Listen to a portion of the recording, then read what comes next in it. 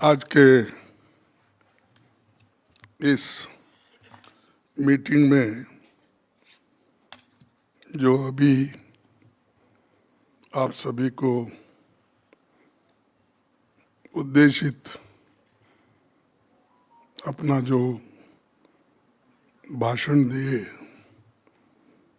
हमारे अपोजिशन नेता राहुल गांधी जी, केसी वेणुगोपाल जी, रेवंत रेड्डी जी, प्रियंका गांधी जी, महेश गौड़ा जी, भक्ति विक्रमार्का, उत्तम रेड्डी जी और सभी यहाँ पर पधारे हुए ministers, MPs, MLAs, expert committee के सदस्य और सरकार के ओर से इसमें जो भी लोग अपना योगदान दिए हैं उन सभी को मैं धन्यवाद करता हूँ कि उन्होंने एक अच्छा काम जो राहुल जी ने बताया था उसको आपने पूरा करने की कोशिश भी की और आपने एक नया दिशा देश के लोगों को दिखाया। और खासकर इसलिए दिया कि इसको बहुत से लोग हाथ लगाने के लिए डरते हैं, सर्वे करने के लिए। क्यों डरते हैं कि अब रेवंत रेड्डी तो 10%, 5% में है, लेकिन कास्ट सर्वे शुरू हो गया तो मेरे लोग मेरे साथ नहीं रहेंगे, ये एक डर हर लीडर में रहता है। और हमारे पास भी कर्नाटक में ऐसा ही हुआ था, जो देवराज अरस ने पहला हावनूर कमीशन एस्टैब्लिश करके उन्होंने एजुकेशन एम्प्लॉयमेंट में रिजर्वेशन दिया था, लेकिन लोगों ने उस रिपोर्ट को जलाया, उस रिपोर्ट को रास्ते पे फेंका, और वो भी हमारे कांग्रेस के ही थे, दूसरे नहीं, और मिनिस्टर्स भी थे उसमें। लेकिन उन्होंने एक ही कहा, मैं ये रिपोर्ट इम्प्लीमेंट करने वाला हूं और मुझे कितना भी नुकसान होने दो या मेरे चीफ मिनिस्टर कुर्सी से भी मैं हटने दो, तो मैं इसको छोड़ूंगा नहीं। और उनके कम्युनिटी के लोग, सिर्फ कर्नाटक में 10,000 जनसंख्या है उनकी, उन्होंने हिम्मत से काम किए, इम्प्लीमेंट किए और उसका फायदा सबको मिला और छोटे मोटे लोगों को उन्होंने प्रोत्साहित किया। उसका बेनिफिट बैकवर्ड क्लास को मिलने के वजह से वहाँ लोग थोड़ा जागृत हो गए। और ये बात तेलंगाना में नहीं हुई, उसीलिए तेलंगाना के लोग हमेशा कर्नाटक में क्या हुआ, तमिलनाडु में क्या हुआ, उधर देखते थे। लेकिन आज डाटा बेस्ड बैकवर्ड की गिनती, सेंसस आपने जो किया वो अच्छा किया, और हमारे सामने सभी एक्सपर्ट्स लोग बैठकर बताए और आपने सीधा सीधा यहाँ पर हमको ये वीडियो पे सारी बातें बताई। ये बहुत बड़ा अचीवमेंट है। और वो सुबह हमको कह रहे थे कि ये समाज का पूरा एक्सरे है, इसमें सब कुछ आ गया है।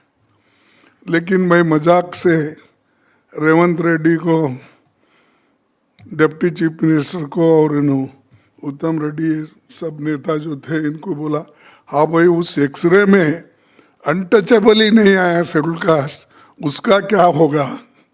ये मैंने कहा वो एक्सरे तो ठीक है सबका निकला, लेकिन जो अनटचेबल है वो समान स्तर पे नहीं है, बैकवर्ड समान स्तर पे सामाजिक दृष्टि से है। समाज में उसको एक दूसरे को छुआछूत नहीं है वो बैकवर्ड में। लेकिन शेड्यूल कास्ट और बैकवर्ड में अंतर है, क्योंकि शेड्यूल कास्ट को वो खुद ही बैकवर्ड नहीं, ये अनटचेबल समझते हैं शेड्यूल कास्ट को। तो ये बड़ा अंतर रहने से हमको इसको आहिस्ता आहिस्ता एक जगह लाना है। अगर शेड्यूल कास्ट और बैकवर्ड क्लास का ये दोनों मिलके सामाजिक दृष्टि से और पॉलिटिकल दृष्टि से मिलके अगर कांग्रेस को सपोर्ट करेंगे तो मैं समझता हूं इंक्लूडिंग माइनॉरिटी हम मोर देन 50% क्रॉस कर सकते हैं, 60-70%।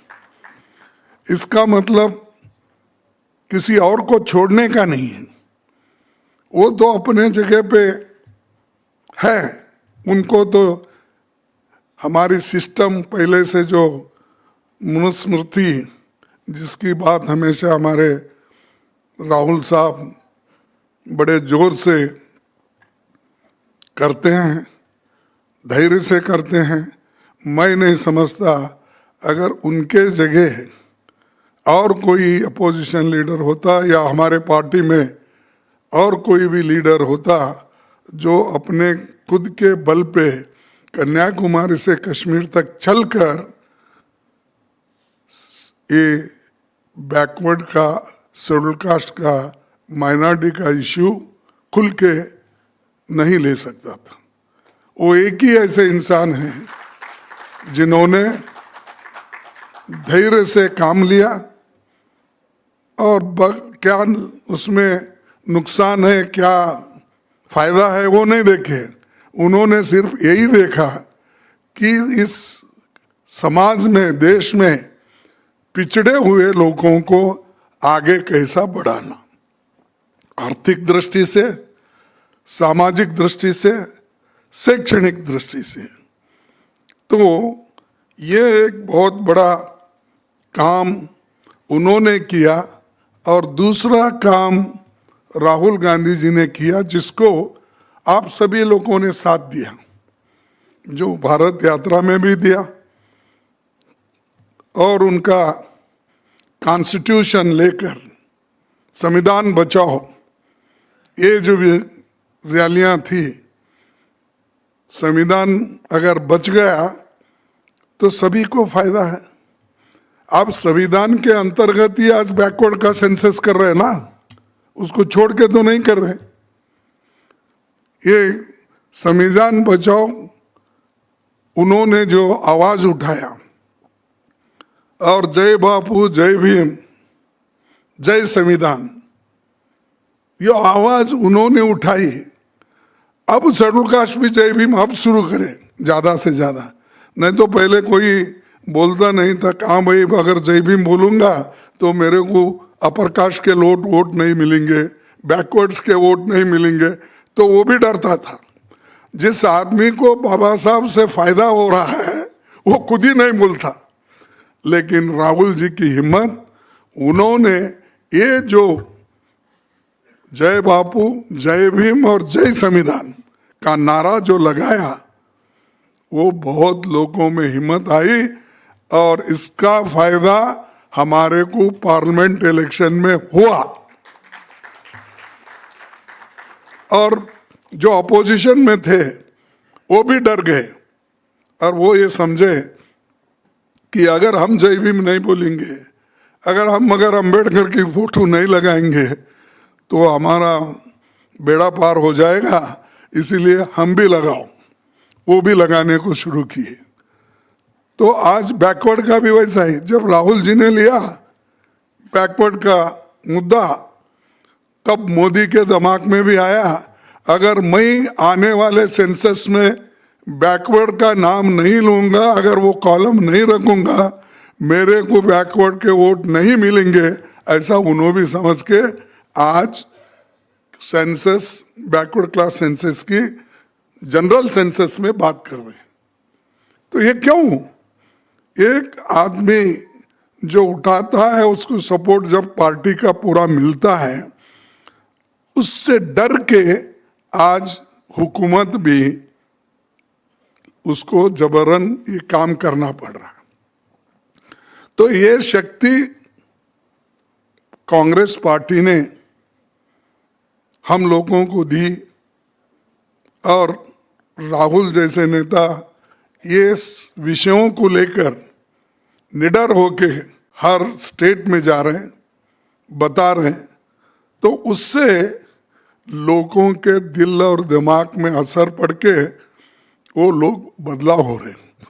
जैसा कि अब रेवंत ने क्या कहा कि इसका बहुत कुछ परिणाम हम पे हो रहा था, लेकिन मैंने एक एक को बुला के समझाया। समझ लेने के बाद तो उन्होंने ये भी बात कही अगर हम नहीं करेंगे तो कल वो कुर्सी छीन लेंगे हमारी, उस वक्त क्या करेंगे।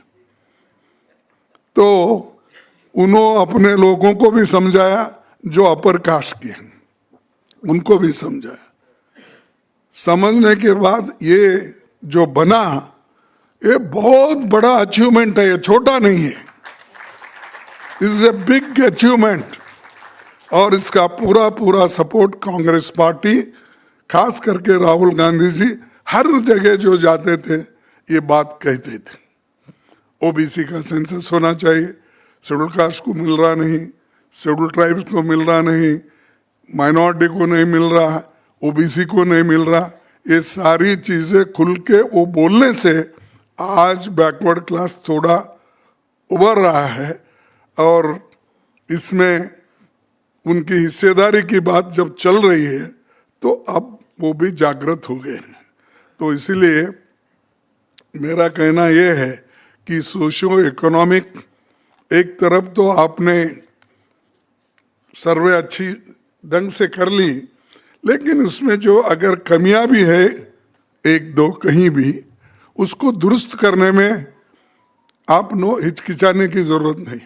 ये इम्प्रूवमेंट का लिखते वक्त कॉन्स्टिट्यूशन लिखा गया, अब 100 अमेंडमेंट हो गए, उसमें 100 अमेंडमेंट हो गए। जब आप पहली सर्वे कर रहे और वो भी 99% परफेक्ट हो गया, अगर उसमें आधा परसेंट 1% कहीं भी चूक हुआ, उसको स्वीकारने में कोई चूक करने की आवश्यकता नहीं है। तो आपने जो भी काम किया और एक्सपर्ट कमेटी ने जो भी काम किया, मैं उनको सभी को धन्यवाद देता हूं। और दूसरी चीज जो इससे डेंजर, अब नेक्स्ट ये इलेक्शन का मुद्दा, जो वोटर लिस्ट का मुद्दा, ये बहुत बड़ा है। जो हमको मिलेगा बैकवर्ड क्लासेस को, हम अगर उधर ध्यान नहीं देंगे ये सेंसस के लिए, तो फिर जो मिलने वाला है वो हम खो बैठेंगे। तो इसलिए उस तरफ भी ध्यान देना ज़रूरी है। और मैं जो दूसरे स्टेट के कोई मित्र यहाँ पर आए हैं, तो उनको ये बोलूँगा कि ये जो मॉडल कहिए, ये जो आपने लाया जिससे लोग प्रेरित हो रहे हैं, वो दूसरे स्टेट की लोग भी, वहाँ के लीडर भी इसको उठाना चाहिए और वहाँ पर इसी तरीके से, और इसमें अगर कुछ ऐड भी आप करना है सर्वे के लिए कर लेके हर स्टेट में इसको बाय फोर्स हम करना पड़ेगा। क्योंकि अगर आप क्या होने वाला क्या नहीं अगर डर गए तो कुछ मिलने वाला नहीं। तो ये निडर होके काम करने का है। इसीलिए मैं आप सभी को ये कहना चाहता हूँ कि पार्टी को मजबूत इसलिए करना है। अब ये पॉलिटिकल पावर मिला इसीलिए रेवंत रेड्डी कर रहा है। अगर पावर ही नहीं तो आप क्या कर सकते थे? तो एक तो हमारे किसी समाज को 3 चीजों की आवश्यकता होती है। एक, उनके पास या आर्थिक बल होना, या मनुष्य बल होना, या मानसिक बल होना। तभी ये 3 चीजें अगर रहते हैं वो समाज आगे बढ़ती है। अगर आप अभी इंग्लिश की बात करें तो इंग्लिश एजुकेशन ऐसा हो गया है, इस जमाने में नेसेसिटी बन गई है। और वो नेसेसिटी जो एसेंशियल है, जो नेसेसिटी है, वही चीज को अगर हम आगे नहीं बढ़ाएंगे तो बड़ा मुश्किल होता है। जब मैं एजुकेशन मिनिस्टर था 75 में, मैंने इंग्लिश मीडियम स्कूल खोलने का इरादा किया सरकार के तरफ से, या प्राइवेट को भी मैं देता था कंडीशन डाल के 50% SC ST weaker section, 50% others जो हैं उनको इंग्लिश में। तो पूरा कर्नाटक के ये सब लैंग्वेज बेस्ड जो ऑर्गेनाइजेशंस है वो एजिटेशन करने शुरू करे। ये कन्नड़ा विरोधी है, ये कन्नड़े के खिलाफ है, ये हमारा नहीं है, वो बोल के सब लोग जाकर गवर्नर के पास मेरी शिकायत करे।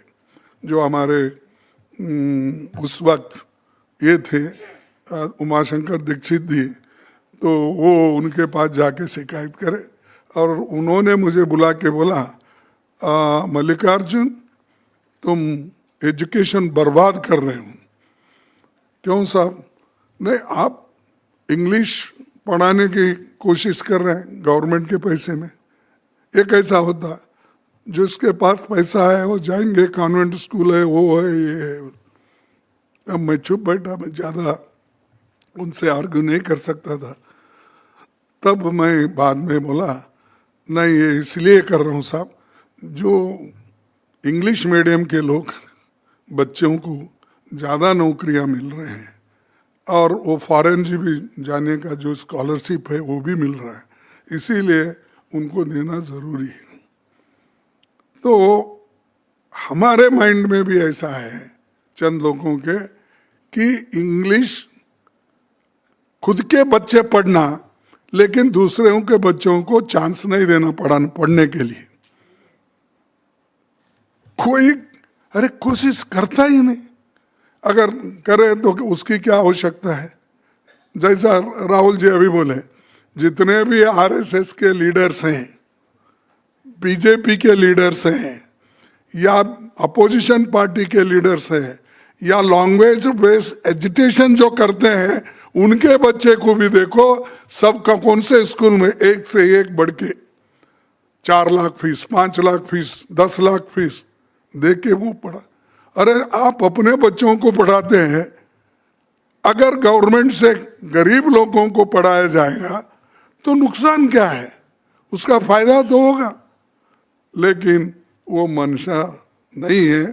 और ये कॉम्प्रिहेंसिव जो सामाजिक, आर्थिक और शैक्षणिक आपको मिला है, ये बहुत बड़ी बात है। और ये हम सब स्टेट में हमको ले जाना है, हम ले जाएंगे। और जो स्टेट में हमारे सेक्रेटरीज है, इंचार्ज सेक्रेटरीज है, PCC प्रेसिडेंट्स है, वो इनको ज़्यादा उठाना चाहिए। और अब तो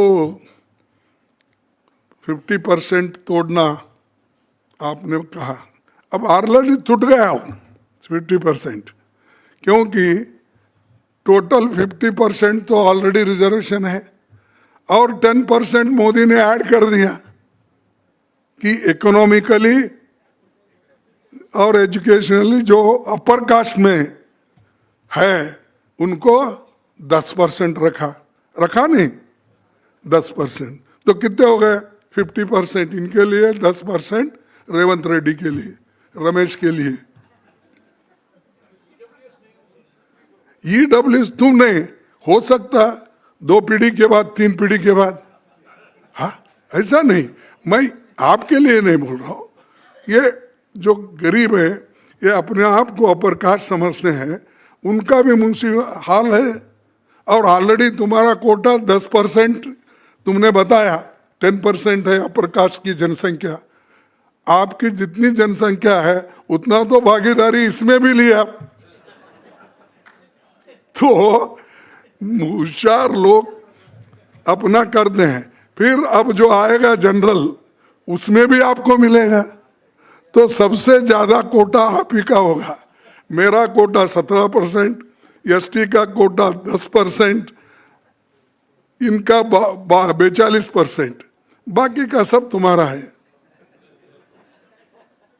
तो इसीलिए मेरे को कहना, मेरा उद्देश्य है किसी को अन्याय नहीं होता ये करने से, और इस ढंग से आप लोगों ने इसको किया है।